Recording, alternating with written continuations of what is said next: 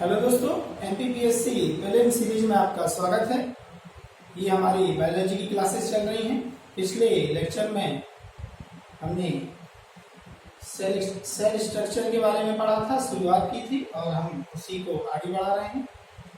अगर पिछले वीडियो को आपने नहीं देखा है तो लिंक डिस्क्रिप्शन में दी गई है।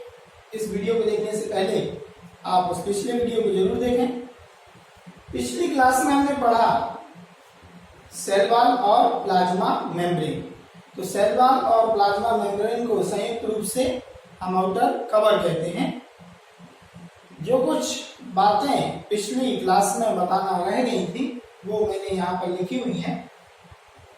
ये तो हमने पढ़ा ही था कि सेल वॉल जो है सेलुलोज की बनी होती है और यह सेल वॉल जो होती है पादपों में यानी कि प्लांट्स में और एल्गी यानी कि शैवाल दोनों में ही पाई जाती है। और यह दोनों से एल्गी हो चाहे वो प्लांट्स हो, दोनों में ही सेल वॉल जो होती है वो सेलुलोज की बनी होती है। सेलुलोज एक शुगर है यानी कि शर्करा है, जटिल शर्करा है।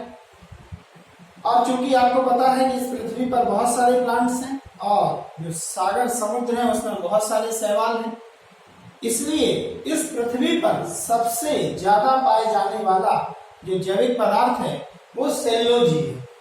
उसके अलावा जो बात रह गई थी वो प्लाज्मा मेम्ब्रेन के अंतर्गत रह गई थी कि जैसे कि सेल वॉल एक निर्जीव संरचना है, वैसे ही यह निर्जीव न होकर कैसी संरचना है, सजीव संरचना है। यानी कि प्लाज्मा मेम्ब्रेन एक सजीव संरचना है और यह पादपों और जंतुओं यानी कि सभी कोशिकाओं में यह प्लाज्मा मेम्ब्रेन पाई जाती है, जबकि सेल वॉल जंतु कोशिका यानी कि एनिमल सेल में नहीं पाई जाती।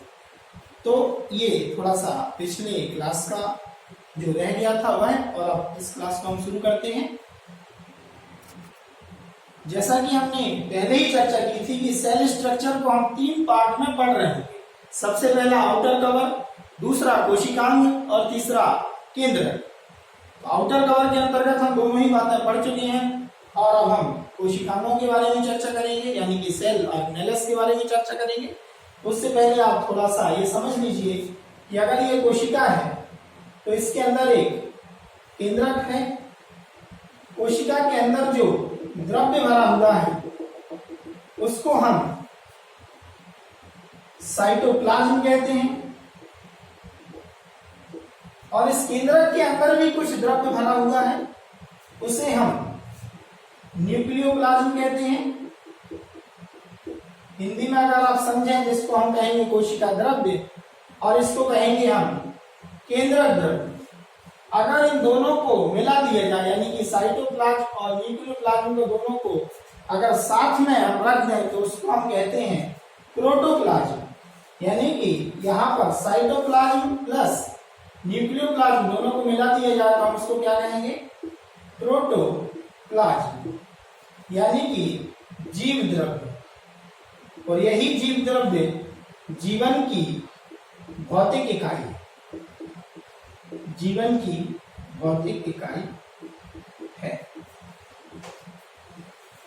और अब हम इसी साइटोप्लाज्म के अंदर जो कोशिकांग पाए जाते हैं उन कोशिकांगों के बारे में पढ़ेंगे। जैसा कि हमने पहले ही बात की है कि कोशिकांगों को हम 3 भागों में विभाजित करके पढ़ेंगे जिससे कि आपको किसी भी तरह का कोई कंफ्यूजन ना हो। हालांकि हम एक लिस्ट बनाकर भी पढ़ सकते हैं लेकिन उसमें आपको थोड़ा सा कंफ्यूजन होगा। हमने बात की थी कि कोशिकांग में हम सबसे पहले पढ़ेंगे जो दोहरी झिल्ली वाले कोशिकांग हैं वो, उसके बाद हम पढ़ेंगे जो एकल झिल्ली वाले कोशिकांग हैं और उसके बाद हम पढ़ेंगे जो बिना झिल्ली वाले कोशिकांग। अब इनके नाम भी हम पहले चर्चा कर चुके हैं लेकिन फिर से मैं यहाँ लिख देता हूं कि दोहरी झिल्ली के अंतर्गत हम सबसे पहले पढ़ेंगे माइटोकॉन्ड्रिया। माइटोकॉन्ड्रिया को हिंदी में कहते हैं सूत्र कणिका। हालांकि हिंदी के नाम याद रखने की आवश्यकता नहीं है, अगर याद है तो अच्छी बात है, लेकिन इंग्लिश के नाम याद होना जरूरी है। दूसरा चीज जो हम पढ़ने वाले यहाँ पर वो पढ़ने वाले हैं प्लास्टिड। हिंदी में इसको लवक कहते हैं। तो ये दोनों ही माइटोकॉन्ड्रिया और प्लास्टिड हम पढ़ने वाले हैं दोहरी झिल्ली के अंतर्गत। एकल झिल्ली के अंतर्गत क्या पढ़ेंगे ये हम अभी थोड़ी देर बाद बात करेंगे, और बिना झिल्ली में भी क्या पढ़ेंगे वह भी हम बाद में ही बात करेंगे। यहाँ पर हमें पढ़ना है माइटोकॉन्ड्रिया, तो हम शुरू करेंगे माइटोकॉन्ड्रिया। अब यहाँ पर आप समझ गए कि माइटोकॉन्ड्रिया दोहरी झिल्ली वाला कोशिकांग है, पहली जानकारी तो आपको यहाँ पर मिल गई। तो हम शुरू करते हैं माइटोकॉन्ड्रिया।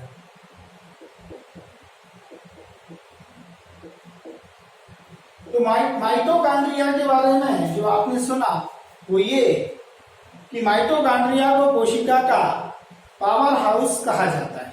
तो ये जानकारी तो आप सभी को होगी कि माइटोकॉन्ड्रिया को कोशिका का पावर हाउस कहा जाता है। ये क्यों कहा जाता है आज आप समझ लीजिए कि क्यों कहा जाता है। क्योंकि इस माइटोकॉन्ड्रिया में एक अभिक्रिया होती है, एक प्रक्रिया संपन्न होती है जिसे हम कहते हैं कोशिकीय श्वसन। कोशिकीय श्वसन, हम इस कोशिकीय श्वसन को एक टॉपिक के तौर पर पढ़ने वाले हैं आगे चलकर, लेकिन एक संक्षिप्त जानकारी हम यहाँ पर ले लेते हैं कि कोशिकीय श्वसन क्या होता है। दरअसल तो एक अभिक्रिया होती है C6H12O6 plus O2 H2O CO2 और 36 ATP। हालांकि अगर बैलेंस करना चाहेंगे तो 6 6 और 6 बैलेंस हो जाएगा, लेकिन बैलेंस करने की आवश्यकता नहीं है। समझने वाली बात कि समझने वाली बात यहाँ पर क्या है कि ये C6H12O6 क्या है, ये आपको पता है कि यह ग्लूकोज है, और ग्लूकोज का क्या हो गया विघटन हो गया किसकी मदद से, ऑक्सीजन की मदद से, या ये कह सकते हैं कि ग्लूकोज का क्या हो गया ऑक्सीकरण हो गया, और यहाँ पर जल और कार्बन डाइऑक्साइड बनी। जल और कार्बन डाइऑक्साइड बनी वो तो ठीक है, लेकिन जो मुख्य रूप से जो चीज बनी वो है क्या एटीपी। कितनी हो गई 36। अब ये एटीपी क्या है ये हम बात कर रहे होंगे, थोड़ा सा शॉर्ट में आप समझ लीजिए कि एटीपी जो है दरअसल वह ऊर्जा है, और उस ऊर्जा के बारे में हम बात कर रहे हैं। तो माइटोकॉन्ड्रिया को आपने जाना कि पावर हाउस कहते हैं कोशिका का। पावर हाउस का काम क्या है ऊर्जा उपलब्ध कराना, यही पावर हाउस का काम है। तो यहाँ पर माइटोकॉन्ड्रिया का काम भी ऊर्जा उपलब्ध कराना है। तो आप यहाँ पर समझ सकते हैं कि ग्लूकोज क्या है खाद्य पदार्थ है, दरअसल हमने खाया हुआ है, जो भी खाया उसका पाचन हुआ है और फाइनली वो ग्लूकोज के रूप में हमें प्राप्त हुआ है। ये पाचन भी हम पढ़ रहे होंगे, तो यहाँ पर केवल ये समझिए कि ये पाचन के बाद ये ग्लूकोज हमें प्राप्त हुआ है। इस ग्लूकोज का क्या हुआ है ऑक्सीकरण हुआ है और हमें ऊर्जा की प्राप्ति हुई है, या ये कहें कि इस खाद्य पदार्थ का विघटन हुआ है और ऊर्जा की हमें प्राप्ति हुई है, या ये कहें कि कोशिकीय श्वसन हुआ है उसके बाद हमें ऊर्जा की प्राप्ति हुई है।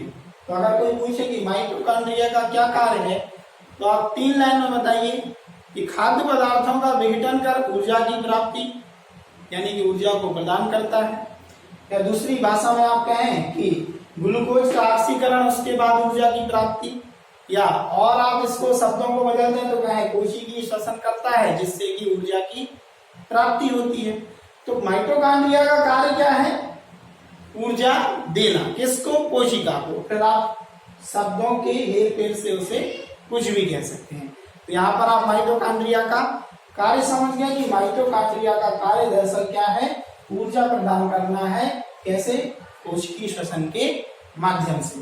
अब हम यहाँ पर जिस माइटोकॉन्ड्रिया के बारे में इतनी बातें कर रहे हैं थोड़ा सा उसकी संरचना को समझ लेते हैं। तो हम माइटोकॉन्ड्रिया की संरचना को समझ लेते हैं। तो सबसे पहले हमने क्या कहा था कि वह दोहरी झिल्ली वाला है। तो इस तरह से जो संरचना है वो कैसी होगी एकल झिल्ली वाली ना होकर दोहरी झिल्ली वाली होगी।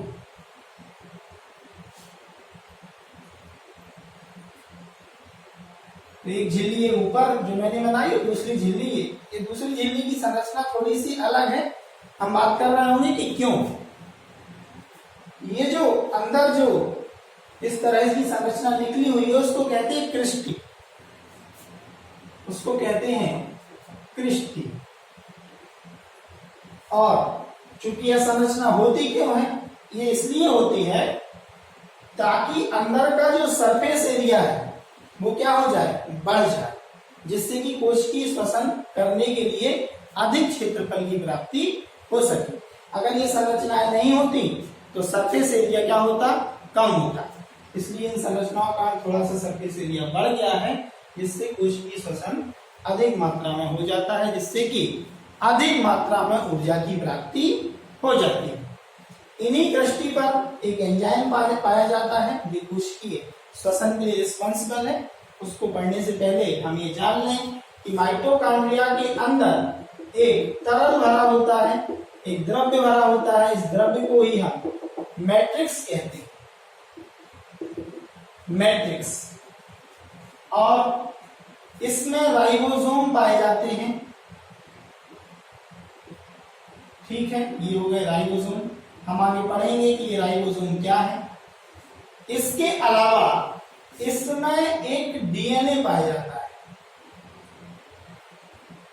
इसमें डीएनए पाया जाता है, इसको एमडीएनए कहा जाता है। अब ये डीएनए क्या है, इसकी क्या इंपॉर्टेंस है, हम जब डीएनए पढ़ेंगे तब आप समझ जाएंगे। अभी केवल ये समझ लीजिए कि इसमें डीएनए पाया जाता है। इसको एमडीएनए इसलिए कहते हैं क्योंकि ये माइटोकॉन्ड्रिया में पाया जाता है, इसलिए इसको माइटोकॉन्ड्रियल डीएनए कहते हैं, एमडीएनए।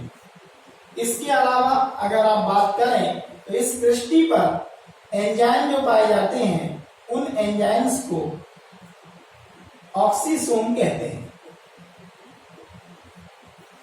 उन एंजाइम्स को ऑक्सीसोम कहते हैं। और ये ऑक्सीसोम एंजाइम ही इस माइटोकॉन्ड्रिया के अंदर जो प्रक्रिया होती है जिसे हम सेलुलर रेस्पिरेशन यानी कि कोशिकीय श्वसन कह रहे हैं, उस कोशिकीय श्वसन के लिए रिस्पॉन्सिबल यही ऑक्सीसोम एंजाइम होता है। पृष्ठी क्यों है, ताकि सरफेस एरिया क्या हो जाए, बढ़ जाए। तो यहाँ पर ये बात समझ लीजिए कि इस माइटोकॉन्ड्रिया में अपना डीएनए है, अपने राइबोसोम है, इसलिए यह कैसा है, अर्ध स्वायत्त है। यानी कि डीएनए दरअसल इंस्ट्रक्शंस है और डीएनए दरअसल दिमाग है और इसके पास अपना दिमाग है, इसलिए ये थोड़ा सा क्या है, कोशिका से स्वायत्त है, पूरी तरह से स्वायत्त नहीं, इसलिए इसे अर्ध स्वायत्त कहते हैं, अर्ध स्वायत्त। अब थोड़ा सा ये स्वायत्तता क्या है, डीएनए की क्या इंपॉर्टेंस है, ये आप तब समझ पाएंगे जब डीएनए पढ़ लेंगे। तो अभी केवल इतना समझ लीजिए कि इसमें अपना डीएनए पाया जाता है, इसलिए यह कुछ हद तक अपने कार्य स्वयं कर लेता है, इसलिए इसे अर्ध स्वायत्त कहा जाता है। यह कोशिका पर पूर्ण निर्भर नहीं होता। ठीक है, यहां तक आप समझ लीजिए। अब एक बात जो बात समझने वाली रह गई है वो है एटीपी। एटीपी क्या है, एडिनोसिन ट्राइफॉस्फेट। एटीपी का फुल फॉर्म है एडिनोसिन ट्राइफॉस्फेट। अब इस एटीपी का काम क्या है, ये चीज थोड़ा सा समझ कि एटीपी दरअसल ऊर्जा है। यानी कि मैं जो काम कर रहा हूं वो काम कौन कर रहा है, दरअसल कोशिकाएं कर रही हैं। और वह कोशिकाएं काम कर रही हैं तो कोई ना कोई ऊर्जा उनको लग रही होगी, बिना ऊर्जा के तो कोई कार्य नहीं होता। तो कोशिकाएं जो ऊर्जा का उपयोग करती हैं वह एटीपी के रूप में करती है। जैसे कि आज कोई कहे कि असली धन क्या है, असली धन यह नोट नहीं है, क्योंकि यह तो प्रतिनिधि मुद्रा है, अगर उसको फाड़ दिया जाए तो उसकी कोई वैल्यू नहीं है। असली धन सोना है, कोई कह सकता है, लेकिन क्या थोड़ा सा सोना लेकर दुकान पे जाओगे तो क्या सामान मिल जाएगा कि लीजिए थोड़ा नमकीन दे दीजिए। इसलिए सोने को करेंसी तो नहीं कह सकते ना। इसलिए इधर अगर हम बात करें कि ओरिजिनल चीज क्या है, कि ग्लूकोज है, मान लो ग्लूकोज है ओरिजिनल चीज, लेकिन क्या ग्लूकोज आपकी कोशिका को कार्य करने के लिए मदद कर सकता है, नहीं कर सकता, क्योंकि वह ऊर्जा नहीं है। ऊर्जा क्या है, एटीपी। तो जब तक ग्लूकोज एटीपी में नहीं बदलेगा तब तक वह कोशिका को कार्य करने के लिए मदद नहीं कर सकता। इसलिए इसको किसको, एटीपी को ऊर्जा मुद्रा भी कहते हैं। एटीपी एनर्जी करेंसी भी कहते हैं। ऊर्जा मुद्रा मतलब यह एक करेंसी है। जब तक एटीपी नहीं होगा, जब आपके पास कितना भी ग्लूकोज रहा हो, कोशिका के पास कितना भी ग्लूकोज रहे, लेकिन अगर उसके पास एटीपी यानी कि एडिनोसिन ट्राइफॉस्फेट नहीं है तो वह कोई भी कार्य नहीं कर सकता। इसलिए एटीपी को कोशिका की ऊर्जा मुद्रा यानी कि एनर्जी करेंसी कहते हैं। तो यहां पर आपने माइटोकॉन्ड्रिया के बारे में समझा और एटीपी के बारे में समझा। माइटोकॉन्ड्रिया के बाद अब हमें जो दोहरी झिल्ली युक्त कोशिकांग पढ़ना है वह है प्लास्टिड। तो प्लास्टिड के बारे में जो सबसे पहली जानकारी है वो ये कि प्लास्टिड जंतुओं और कवकों में नहीं पाया जाता। तो जंतुओं यानी कि जंतु कोशिका और कवक कोशिकाओं में नहीं पाया जाता। ठीक है, अब देखिए इसके अलावा जो हमें पढ़ना है कि सबसे पहले हम इसकी संरचना देख लेते हैं। संरचना देखने के लिए अगर आप देखें तो सबसे पहले मैंने क्या कहा था कि यह दोहरी झिल्ली वाला है। तो देखिए दोहरी झिल्ली है, इसके अंदर एक द्रव या तरल पदार्थ भरा हुआ है। इस द्रव या तरल पदार्थ को कहा जाता है स्ट्रोमा। इसके अलावा इसमें एक संरचना और पाई जाती है विशिष्ट, इस तरह से एक संरचना होती है। आप ये समझ सकते हैं कि जैसे बहुत सारे 5-5 के सिक्के एक के ऊपर एक रख दिए जाए तो जो संरचना बनेगी दरअसल उसी तरह की यह संरचना है जिसे कहते हैं ग्राना थाइलाकॉइड।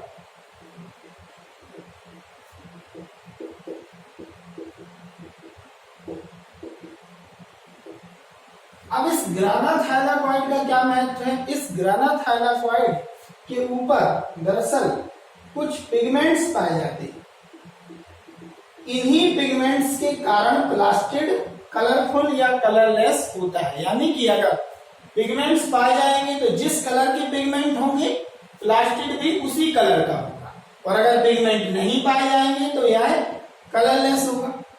अब इसके अलावा देखिए और क्या संरचना होती है, जैसे कि माइटोकॉन्ड्रिया में हमने देखा कि वहां डीएनए होता है, इसमें भी अपना डीएनए होता है। जैसे कि उसमें देखा हमने राइबोसोम होता है, तो इसमें भी अपने राइबोसोम होते हैं। अब जैसे कि पहले माइटोकॉन्ड्रिया में हमने जो बात की कि डीएनए और राइबोसोम होने के कारण यह कोशिका से कुछ मात्रा में स्वतंत्र होता है, यानी कि अपना कार्य स्वयं कर लेता है कुछ मात्रा तक, इसलिए यह कैसा है? अर्धस्वायत्त है। तो माइटोकॉन्ड्रिया भी अर्धस्वायत्त है और यह भी अर्धस्वायत्त है। क्यों? क्योंकि इसके पास क्या है? अपना डीएनए। अब इसके अलावा तो इसकी संरचना तो आप समझ गए कि तरल पदार्थ जो है उसमें भरा हुआ वो स्ट्रोमा है, ग्राना थाइलाकॉइड है, और ग्राना थाइलाकॉइड के ऊपर ही क्या है? पिगमेंट्स हैं, और उन्हीं पिगमेंट्स के कारण प्लास्टिड का कोई ना कोई कलर होता है। अगर पिगमेंट नहीं होते तो कलर नहीं होता।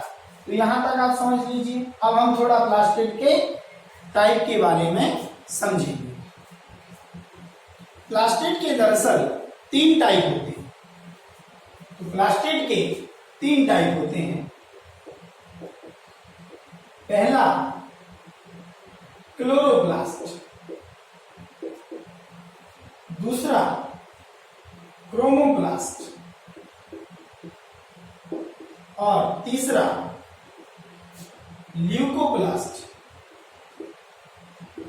अगर आप हिंदी में समझें तो इसको कहेंगे हरित लवक, इसको कहेंगे वर्णी लवक, और इसको कहेंगे अवर्णी। वर्ण का मतलब रंग से, वर्णी लवक यानी इसमें रंग होगा, अवर्णी मतलब इसमें कलर नहीं होगा। और इसमें नाम से समझ में आ रहा है कि कैसा है? हरा है। तो यह हरा होगा और यह रंगीन होगा, यानी कि हरे के अलावा कोई दूसरा रंग होगा, और ये कैसा होगा? रंगहीन होगा। अब देखिए कोई भी रंग या रंगहीन कैसे हो सकती है प्लास्टिड? हमने जाना कि उस पर क्या होता है? पिगमेंट्स होते हैं। तो अगर ये हरा है तो इसमें कोई पिगमेंट होगा, तो उस पिगमेंट को क्या कहते हैं? क्लोरोफिल। हिंदी में इसको कहते हैं पर्ण हरित। तो क्लोरोप्लास्ट के अंदर ग्राना थैलाकॉइड में जो पिगमेंट पाया जाता है वो कौन सा है? क्लोरोफिल है। इसी कारण से इसका रंग कैसा होता है? हरा होता है। ठीक है, और इसका जो कार्य होता है वो क्या होता है? एक तो पहली चीज तो ये है कि रंग देता है हरा, और भी इसका कोई कार्य होता है वो आगे हम देखेंगे कि प्रकाश संश्लेषण में दरअसल ये क्या मदद करता है और क्यों करता है। इसके अलावा रंगीन में अगर हम देखें कुछ पिगमेंट, जैसे एक पिगमेंट है कैरोटीन, एक पिगमेंट है ज़ैंथोफिल। अब कैरोटीन और ज़ैंथोफिल आपको पता है ये दो पिगमेंट हैं। कैरोटीन नारंगी लाल, आपको पता है कि गाजर में पाया जाता है बीटा कैरोटीन। अब इसके बारे में थोड़ा सा हम पढ़ेंगे कि ये कैरोटीन दरअसल गाजर में पाया जाता है। तो हम गाजर खाते हैं, कोई कहता है कि हमें विटामिन ए मिल जाता है। विटामिन ए दरअसल गाजर में नहीं पाया जाता, गाजर में पाया जाता है कैरोटीन या बीटा कैरोटीन। वो एक पिगमेंट है, लेकिन जैसे ही हमने खाया और हमारे लीवर में जब वह कैरोटीन पहुंचा, तो वह कैरोटीन जैसे ही पहुंचा तो लीवर क्या करता है? उस कैरोटीन को विटामिन ए में बदल देता है। इसलिए हम कहते हैं गाजर खाने से हमें विटामिन ए मिलता है। तो सही बात है, लेकिन उसमें विटामिन ए होता नहीं, उसमें होता है कैरोटीन। इसलिए इस कैरोटीन को क्या कहेंगे? प्रोविटामिन कहेंगे। कहीं अगर कोई पूछे कि बीटा कैरोटीन या कैरोटीन क्या है, तो आप कहना प्रोविटामिन है, यानी कि विटामिन की पहले की अवस्था है, वह विटामिन में बदलता है। कहाँ? यकृत में, यानी कि लीवर में। लेकिन अगर कहीं प्रश्न पूछा गया और प्रश्न के आंसर में यानी कि ऑप्शंस में प्रोविटामिन जैसा शब्द नहीं है, केवल विटामिन लिखा है, तो ऐसा नहीं है, विटामिन फिर सही हो जाएगा जब प्रोविटामिन ऑप्शन में नहीं होगा तब। ठीक है, इसके अलावा अगर आप देखें ल्यूकोप्लास्ट, तो ल्यूकोप्लास्ट यानी कि इसमें कोई पिगमेंट नहीं होगा, नो पिगमेंट, तभी तो वह रंगहीन होगा। तो फिर इसका कार्य क्या है? जब कोई कलर नहीं है यहाँ पर, किसमें? ल्यूकोप्लास्ट में। इसका कलर जब नहीं है, इसका कार्य है स्टार्च का संग्रह, स्टार्च का संग्रह। अब ये स्टार्च क्या है? ये स्टार्च एक शर्करा है, एक जटिल शर्करा है। जैसे सेल्यूलोज एक शर्करा है, ऐसे ही स्टार्च एक शर्करा है। स्टार्च के पाचन के बाद ही ग्लूकोज मिलता है, ये बात ध्यान रखिएगा। इसलिए स्टार्च काफी महत्वपूर्ण है। तो आप समझ लीजिए कि जो भी चीजें रंगहीन होती हैं, यानी कि खाने पीने की चीजें जो भी रंगहीन होती हैं, उनमें दरअसल ल्यूकोप्लास्ट होता है और स्टार्च का संग्रहण होता है। एग्जाम्पल आलू, आलू को काट के देखिए, कोई कलर नहीं होता, तो आलू में स्टार्च संग्रहित है। चावल, चावल में कोई कलर नहीं होता, इसका मतलब यह है कि चावल में क्या संग्रहित है? स्टार्च। गेहूं, गेहूं में कोई कलर नहीं होता, तो गेहूं भी स्टार्च का बहुत अच्छा सोर्स है। ठीक है, तो यहाँ पर आप समझ लीजिए कि क्लोरोप्लास्ट हो गया, हरा हो गया, पिगमेंट कौन सा हो गया? क्लोरोफिल। क्रोमोप्लास्ट रंगीन है, पिगमेंट कौन सा है? कैरोटीन है। कैरोटीन अगर है तो कैसा होगा? लाल, नारंगी। और ज़ैंथोफिल है तो कैसा होगा? पीला होगा। अगर कोई पिगमेंट नहीं है तो कोई कलर नहीं होगा, उसे ल्यूकोप्लास्ट कहेंगे और स्टार्च का संग्रहण करने के लिए जिम्मेदार होगा। तो जो पिगमेंट क्लोरोफिल होता है, जो क्लोरोप्लास्ट में पाया जाता है, उसका काम दरअसल प्रकाश संश्लेषण में सहायता करना होता है। अब वो कैसे सहायता करता है? क्लोरोफिल में एक धातु पाई जाती है मैग्नीशियम, और यह मैग्नीशियम दरअसल प्रकाश संश्लेषण के दौरान प्रकाश के अवशोषण में सहायक होती है। तो प्रकाश के अवशोषण में यह मैग्नीशियम धातु सहायक होती है। तो ये समझ लीजिए कि क्लोरोफिल प्रकाश संश्लेषण में सहायक है। तो प्लास्टिड के बारे में समझने के बाद ये जान लेना जरूरी है कि जो प्लास्टिड के अंदर जो पिगमेंट्स पाए जाते हैं, उन पिगमेंट के अलावा भी कुछ पिगमेंट हैं जिन्हें हम साइटोप्लाज्मिक पिगमेंट यानी कि मुक्त रंजक कहते हैं। इसका मतलब यह है कि ये प्लास्टिड के अंदर नहीं पाए जाते, ये प्लास्टिड के बाहर यानी कि कहाँ पाए जाते हैं, यह साइटोप्लाज्म में पाए जाते हैं यानी कि कोशिका द्रव्य में पाए जाते हैं। जैसे कि लाइकोपीन, लाइकोपीन एक पिगमेंट है जिसका कलर लाल होता है, यह टमाटर में पाया जाता है। ये लाइकोपीन जो है वो कैंसर रोधी होता है, इसलिए टमाटर खाना बहुत जरूरी है। टमाटर खाइए, मुझे जब ये पता चला उसके बाद मैं बहुत टमाटर खाने लगा। इसके अलावा फाइकोएरिथ्रिन, यह भी लाल होता है, लेकिन यह टमाटर वाले लाल से थोड़ा सा अलग होता है। जैसे बीटरूट और रोज, ये जो लाल कलर है वो किस कारण से होता है, फाइकोएरिथ्रिन के कारण से होता है।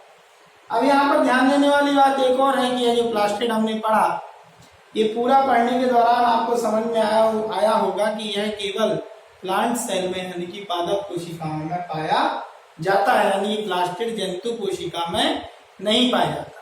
तो जो दोहरी झिल्ली वाले कोशिकांग हमने पढ़े, पहले हमने माइटोकॉन्ड्रिया पढ़ा जो कि पादप कोशिका हो चाहे जंतु कोशिका हो, किसी भी प्रकार की कोशिका हो, सब में पाया जाता है, तभी तो वह ऊर्जा बनाएगा और वह कोशिका कार्य कर सकेगी। लेकिन यह जो प्लास्टिड है वो केवल और केवल प्लांट सेल में पाया जाता है, जंतु कोशिका में नहीं पाया जाता। तो ये आज का टॉपिक हमारा कंप्लीट हुआ।